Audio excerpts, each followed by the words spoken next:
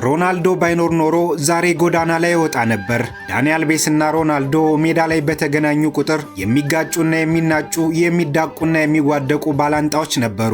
ያ ሁሉ አልፎ በዳኒ አልቬስ ላይ አንድ ያልተጠበቀ ነገር መጣበት። በሐሰት ደፍሮኛል ብላ በከሰሰችው ሴት ምክንያት የእግር ኳስ ሕይወቱን አቋርጦ 2 ዓመት ታስሮ ሀብትና ገንዘቡን ሚስትና ስፖንሰሮቹን ሳይቀር ሁሉን ነገር አጥቶ ከ2 ዓመት በኋላ ነፃ ተብሎ ያለምንም ነገር ከስር ወጣ። በዚህ ሰዓት የቀድሞው ባላንጣው ሮናልዶ ደረሰለት።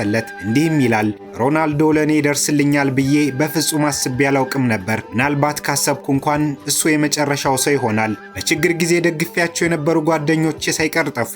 ዛሬ እንደገና ፈገግ ማለት እንደገና መኖርና ቀና ብዬ መቆም ከቻልኩ ይህ የሆነው በክርስቲያኖ ሮናልዶ ምክንያት ነው ይላል። ስላደረገለት ዝርዝር ነገር ባይናገርም ሳውዲ ቤቱ ድረስ ጋብዞት ደስ የሚያሰኘውን ነገር እንዳደረገለት ተናግሯል። የሁለቱን የቀደመ የሜዳ ላይ ጦርነት ለሚያውቅ ሰው እንደ እግር ኳስ በጎ አሻራም ተቆጥሯል።